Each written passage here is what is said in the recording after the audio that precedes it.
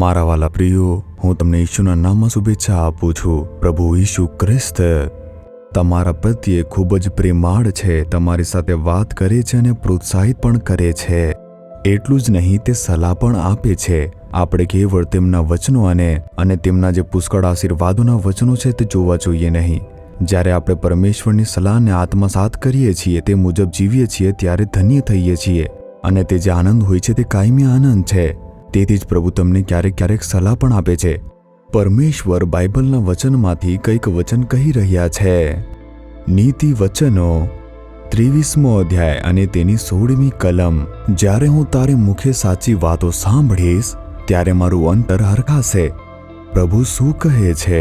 જો મારા હૃદયને તમારે આનંદ કરાવવો હોય તો તમારા હોઠ તે સાચી વાત બોલવા જોઈએ, સાચું બોલવું જોઈએ અને ન્યાયી બોલવું જોઈએ। આપણે અન્યાયી રીતે ન બોલવું જોઈએ। આપણે એવા શબ્દો બોલવા જોઈએ જેથી તે વચનો દ્વારા પરમેશ્વર આનંદ કરી શકે અને પછી પ્રભુ આનંદ કરશે। તમે જે બોલો છો તે સાંભળીને પ્રભુ ખુશ થશે। જુઓ, જ્યારે નાના બાળકો બોલે છે, પિતા તેમની પ્રશંસા કરે છે। જો ખરાબ શબ્દો બોલશે તો પિતા ગુસ્સે કરશે। મારા બાળકે આ ભાષા ક્યાંથી શીખી લીધી તે આમ વિચારશે। તે આ ખરાબ શબ્દો બોલી રહ્યા છે, તે ઈર્ષ્યાથી બોલી રહ્યા છે। પિતાનું હૃદય કેટલું દુઃખી થઈ જશે ને। તે સમયે જો બાળકો બીજા સાથે નરમાશથી, શાંતિથી, સમજદારીપૂર્વક, કાળજીથી વાત કરતા રહેશે તો પિતાનું હૃદય તે કેટલું આનંદિત થઈ જશે। અરે, મારું બાળક તો ખૂબ જ સુંદર રીતે સમજદારીપૂર્વક બોલે છે, બીજાઓને દિલાસો મળે તેવી રીતે બોલે છે।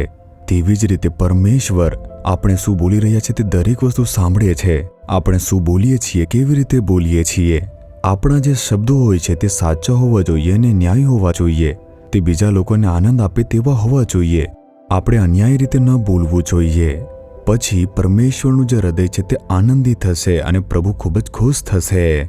શું તમે આજે પ્રભુને આનંદિત કરી રહ્યા છો તે વિચારીને જુઓ, અથવા શું દુઃખી કરી રહ્યા છો?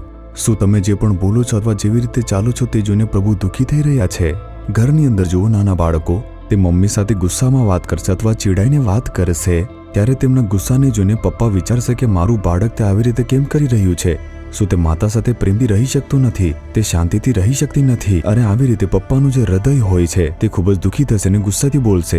તે સમયે જો બાળક નમ્ર હોય અને તેની માતાને મદદ કરે, પ્રેમથી વાત કરે છે, ત્યારે પિતાનું હૃદય તે કેટલું આનંદિત થઈ જાય છે ને। તમારે એવા બાળકો બનવું જોઈએ જે ઈશુના હૃદયને આનંદિત કરે છે। તમારે સાચી વાતો બોલવું જોઈએ અને સીધા માર્ગમાં ચાલવું જોઈએ। તમારે એવા માર્ગ પર ન ચાલવું જોઈએ જે પ્રભુને દુઃખી કરે।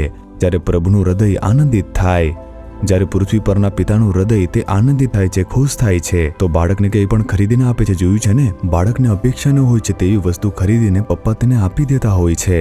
પિતા કહેશે કે તું એક સારો બાળક છે, તમે અદ્ભુત વર્તન કર્યું, પિતા ખુશ છે। આવી રીતે પિતા ખુશ થાય છે। પ્રભુ પણ આવા છે। તે તમને એવા આશીર્વાદ આપશે જે તમે માંગ્યા પણ નથી। તે કહેશે, દીકરા દીકરી, હું તમને આપીને આવી રીતે ખુશ કરીશ। જો તમે તેમને ખુશ રાખો છો તો તે તમને પણ ખુશ રાખશે। શું તમે આજે તેમને ખુશ કરશો? શું તમે તમારા મોંના શબ્દોનું ધ્યાન રાખશો?